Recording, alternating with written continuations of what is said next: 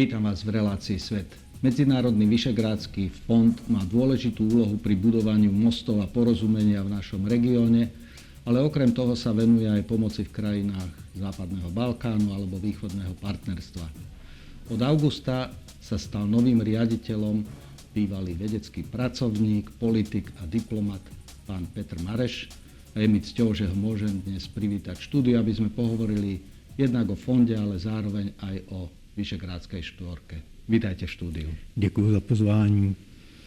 Máte za sebou bohatú kariéru a nastúpili ste teraz do Bratislave lokalizovanej organizácii. Predtým, než budeme hovoriť o fonde Vyšehráde, skúsme si priblížiť vašu životnú dráhu.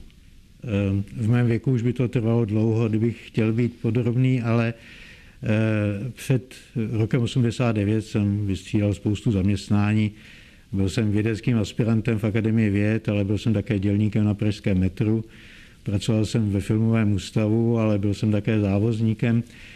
Tu opravdickou kariéru jsem začal vlastně až po listopadu na Univerzitě Karlově, kde jsme založili novou fakultu sociálních věd a na ní politologii, posléze mezinárodní vztahy.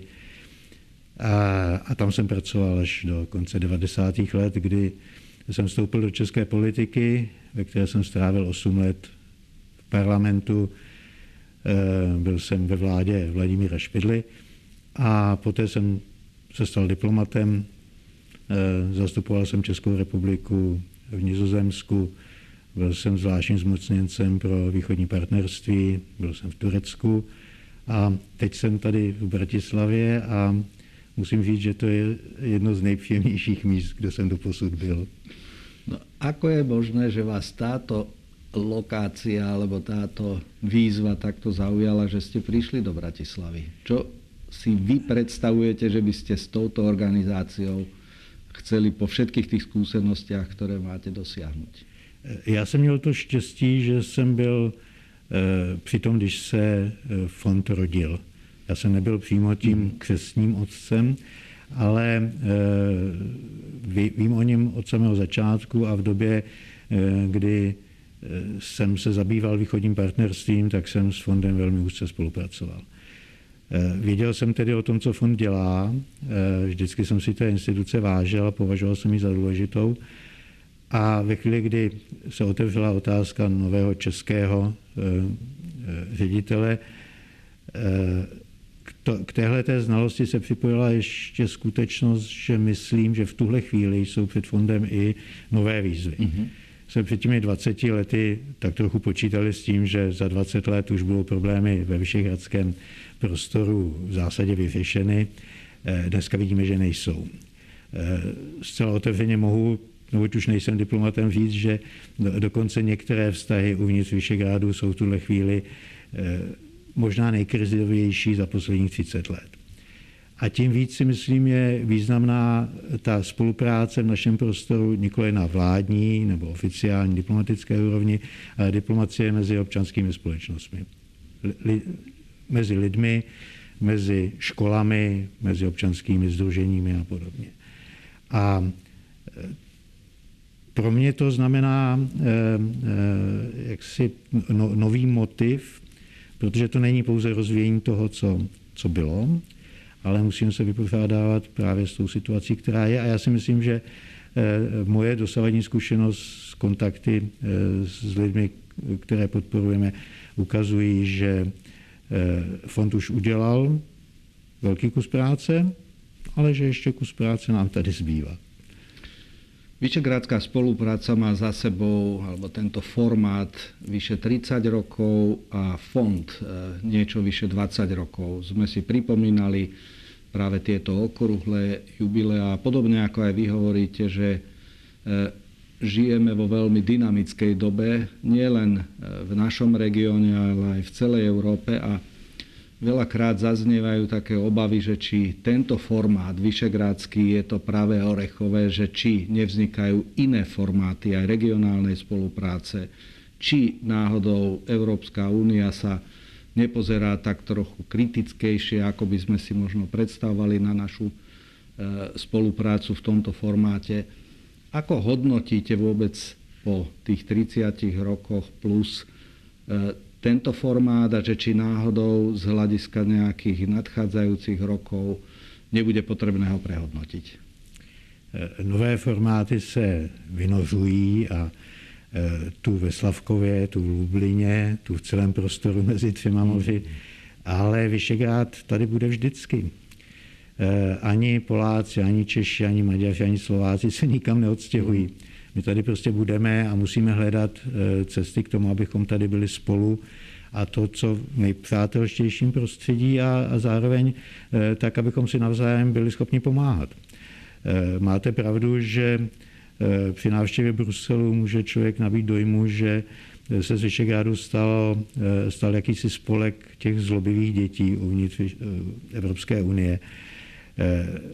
Někdy to trochu platí, ale určitě to neplatí úplně. A hlavně, pokud chceme využít plně těch výhod, které nám členství v Evropské unii nabízí, pak potřebujeme, vy jste říkal, že současný vývoj je dynamický. Ano je, ale my ho potřebujeme ještě zdynamizovat. Je tady spousta oblastí, ve kterých vyšegradské země stále ještě nedrží krok s tou nejvyspělejší Evropou. V oblasti vzdělávání, výzkumu, inovací, celé té přípravy na ekonomiku 21. století, na zelenou ekonomiku. A to jsou všechno úkoly, na kterých se může Vyšehradský fond podílet. Tím, že podporujeme především mladé výzkumníky, spolupráci mezi školami, spolupráci mezi organizacemi mládeže. To všechno vytváří podmínky pro to, abychom do budoucna byli schopni ty deficity, které cítíme, překonat. A zároveň abychom připravili podhoubí, protože pokud dochází k nějakým třenicím, problémům v té sféře politické, a k ním bude vždycky docházet, tak aby občanská společnost to nevnímala jako otřes, který by jakýmkoliv způsobem omezoval tu spolupráci, kterou se už podařilo rozbíhat a která snad bude do budoucna ještě intenzivnější. Čo sa týka postojov občanov v týchto krajinách, viem, že nedávno ste si dali vypracovať, alebo bol vypracovaný sociologický prieskum názorov ľudí na spoluprácu. Skúste priblížiť niektoré z tých údajov, ako vnímajú Vyšehradský kvartet bežní občania. To byl velmi seriózní výzkum slovenských sociologů, který jsme podpořili a který nám přinesl výsledky, které nás potěšily a doufám, že nejen nás, ale obecně ve vyšehradském prostoru. Ukazuje se, že samotná idea vyšehradské spolupráce má poměrně silnou podporu ve všech 4 zemích a dokonce, že tato podpora stále ještě stoupá. Ve 2 z těch zemích, v Polsku a v Maďarsku, došlo před několika lety k poklesu podpory pro vyšehradskou spolupráci, nebo obecně povědomí o vyšehradské spolupráci. Ten pokles se nejen zastavil, ale v tuhle chvíli například v Maďarsku je to povědomí o Vyšehradu vyšší než ve zbývajících 3 zemích a dokonce i podpora Vyšehradu je tam vyšší než ve zbývajících zemích. Problém trochu je, a to je paradox, na který sociologové narážejí často, že lidé podporují vyšehradskou spolupráci, ale ne vždycky vědí přesně, v čem spočívá. Ano, je to ta značka V4, zdá se v našich zemích dobrá značka, ale ne všichni vědí, co se pod ní prodává. Okrem toho, že vyšehradská spolupráca je tou hlavnou vecou, ktorú máte z polohy Medzinárodného vyšehradského fondu podporovať, viem, že sa orientujete aj na krajiny Západného Balkánu a Východného partnerstva. Tento trend bude pokračovať, prípadne pod vašim vedením alebo počas vášho mandátu uvažujete podržať, prípadne expandovať, meniť túto spoluprácu smerom za rámec krajiny Vyšehrádu? Určitě Západní Balkán a země východního partnerství jsou klíčovými aktivitami Vyšehradského fondu nebo oblastmi, ve kterých se odehrávají tyto aktivity. My spolupracujeme i s jinými zeměmi, ale nejsou terčem našeho úsilí. Ten důvod je, myslím, zjevný. Sousedé Evropy jsou pro střední Evropu, ve které my žijeme, klíčovou klíčovým předpokladem úspěšného dalšího rozvoje. Stabilita na Balkáně, stabilita u našich východních sousedů, prosperita v obou těchto oblastech je předpokladem naší vlastní prosperity a naší vlastní bezpečnosti. Takže budeme v tom pokračovat. Visegrádský fond operuje s finančními prostředky, které nám přidělují 4 vlády, všechny ve stejné výši. To je kolko asi? Je to zhruba 8 milionů, je to 8 milionů euro ročně, s tím, že dochází čas od času k navýšení za konkrétním cílem. K tomu došlo teď. Já mám štěstí, já jsem ten ředitel, který nastoupil a dostal hned na příští rok další 2 miliony euro, protože naši premiéři rozhodli, že bychom měli připravit 2 nové velké projekty a programy. Jeden zaměřený na podporu právě výzkumu, vývoje a inovací a druhý na podporu kontaktů mezi mládeží. A v obou těchto případech bychom chtěli pokračovat i v našich aktivitách na západním Balkáně a ve východním partnerství. Opět víme, že v obou těchto oblastech se ten vývoj neodehrává tak, jak jsme pesimisticky předpokládali před 15, 10, možná 10 lety. Ty problémy narůstají a my si myslíme, že na základě našich zkušeností z toho prostoru visegrádského podpora spolupráce občanských společností v té oblasti by mohla být dobrým základem pro budoucí pokrok. Tu zkušenost už máme. My zjišťujeme na západním Balkáně, že navzdory všem těm strašlivým problémům, které jsou mnohem horší, než které jsme naštěstí zažívali my tady ve střední Evropě, lidé jsou připraveni spolupracovat, jsou připraveni vymýšlet způsoby, jak rozvíjet kontakty a vzájemné porozumění. Doufám, že se nám podaří k tomu alespoň trochu přispět. Všetky 4 krajiny teraz prechádzajú veľmi zaujímavou a náročnou fázou post-covidovej rekonštrukcie, budovaniu nových kapacít, nových smerov, ako sa dostávať z pandémie. A do toho sa dostáva aj konferencia o budúcnosti Európy, proces, kedy by sa občania mali vyjadrovať k tomu, akú si úniu predstavujú, čo im prípadne chýba, čo by požadovali od politikov. Do akej miery si myslíte, že štvorica našich stredoeurópskych krajín spolupracuje alebo je pripravená čeliť týmto post-covidovým a zároveň tým výzvám formulovania budúcnosti celej únie? No to je velmi komplexní otázka, jak jistě chápete. Já si myslím, že stejně jako ve všech ostatních oblastech je COVID kromě vší té zátěže, kterou nám přinesl, všeho toho temného pocitu, který v nás zůstává, obavy z toho, jak to bude dál, přinesly pozitiva. My jsme se naučili od základních škol až po vlády našich zemí komunikovat jinak, než v přímém fyzickém kontaktu. Zjistili jsme, jaké to má výhody a myslím si, že to je věc, kterou využijeme i do budoucna. Myslím si zároveň ale já myslím, že můžeme hovořit otevřeně, že COVID zároveň ukázal, že máme v sobě hluboce zakořeněny některé reakce, které neodpovídají stupni naší spolupráce a porozumění. Vlastně všichni tady, a nejen ve střední Evropě, ale v Evropě, na světě, první reakce, kterou jsme udělali ve chvíli, kdy se ukázalo, že to není žádná legrace s tím covidem, tak jsme se zavřeli sami do sebe. Zavřeli jsme hranice, nechali jsme své občany venku dokonce, neumožňovali jsme jim se vrátit a tak dál, což byla, prominete-li mi tu formulaci, reakce velice primitivní. Já doufám, že teď po té zkušenosti, po té, jak ji vyhodnocujeme na všech úrovních, do budoucna už nám něco takového nehrozí a spolupráce se sousedy v takových oblastech je klíčem k úspěchu.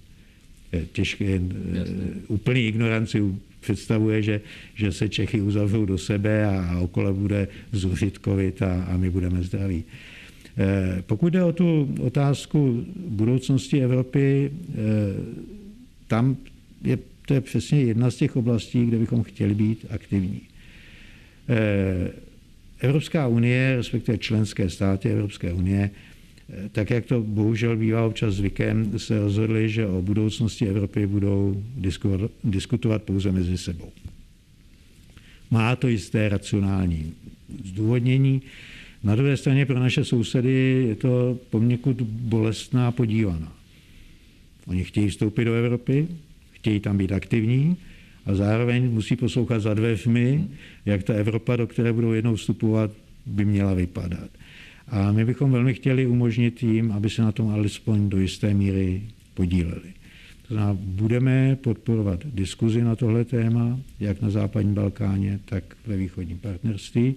A budeme se snažit ta zjištění, ty závěry, ke kterým budou dospívat, tlumočit v Bruselu. A já si myslím, že to je pro země V4, které se vždycky shodovaly a důsledně se držely zásady, že nebudou nikdy bránit, no a pak budou podporovat další rozšiřování Evropské unie. Že to je přesně ta parketa, na které se můžeme realizovat a která bude ku prospěchu budoucího obrázku Evropy.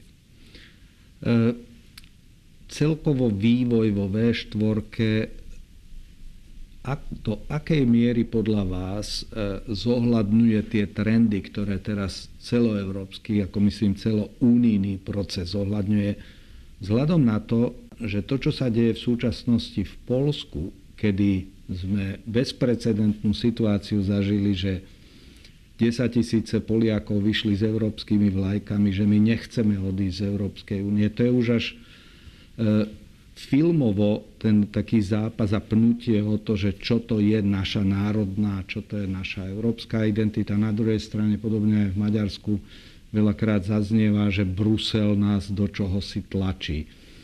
Nemyslíte si, že pri uchovávaní toho nášho regionálneho, národného, to môžeme tak povediac prepáliť a dostaneme sa do krížku s Európskou úniou? Pretože to, čo sa teraz v Poľsku deje, tam dokonca hrozí, že nebudú môcť čerpať tie prostriedky v prípade, že sa nezladia v tom, čo je to nadradenosť legislatívy Európskej únie versus nadradenosť legislatívy národnej.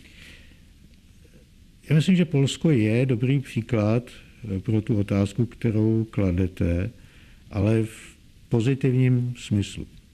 Jste přece sám řekl, že to byly 100 000 Poláků, kteří dali najevo, že chtějí zůstat v Evropské unii. A naše zkušenost říká, že Poláci, myslím zkušenost Mezinárodního Vyšehradského fondu, že polská společnost chce spolupracovat uvnitř Unie a chce spolupracovat uvnitř Vyšehrádu.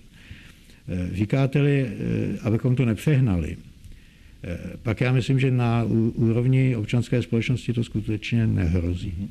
Že to je to vědomí si výhod toho, že jsme součástí tohoto širokého a svobodného prostoru, je silnější, a ten průzkum nám to naznačil, který jste zmiňoval, než možná se zdá. Víte, my jsme v tomhletom prostoru vždycky měli tendenci svádět všechno, co se nám nedaří, na někoho jiného. Slováci, Poláci, Maďaři i Češi. Já za Čechy mohu říct, že to vždycky byla buď Vídeň, Moskva, Berlín, dneska je to Brusel. Podobně bych mohl jmenovat za Slováky, vždycky to byla Budapešť, Praha nebo Moskva a Poláci to mají stejně. A toho se asi myslím nezbavíme, to je taky důvod, proč si rozumíme, proč uvnitř vyšehradských zemí si můžeme navzájem vyprávět své vtipy a víme, čemu se smějeme, což jenom o kousek vzdálenějších my sousedy směrem na západ možné není. Takže to takový jsme, myslím si, že budeme vždy Remcalové, ať už to bude v maďarštině nebo v polštině, ale že ten základ dole, ve kterém Mezinárodní vyšehradský fond působí, takže je mnohem pevnější, než se může na první pohled zdát. A to, že v tom na úrovni té exprese politické se to posouvá tu tam, tu onam, k tomu já nejsem v tuhle chvíli oprávněn se vyjadřovat, ale z perspektivy budoucnosti Vyšehrádu bych neměl velké obavy. Myslím, že už jsme prošli velmi komplikovanými obdobími, kdy se náš prostor pro spolupráci zužoval velice. Prošli jsme obdobími, kdy jsme spolupracovali velmi široce. Možná, že teď jsme v tom období užším, ale budeme určitě mít před sebou období i širší a Mezinárodní Vyšehradský fond je něco. Už ta samotná, prosím, skutečnost, že taková instituce, která je placená z daní, teda z peněz daňových poplatníků prostřednictvím 4 vlád, má tak široký prostor pro samostatné rozhodování. Nám skutečně se do toho, co děláme, vměšují ta 4 ministerstva, ty 4 vlády, pouze s tím, že stanovují nějaké základní směry, velmi obecně. Ano.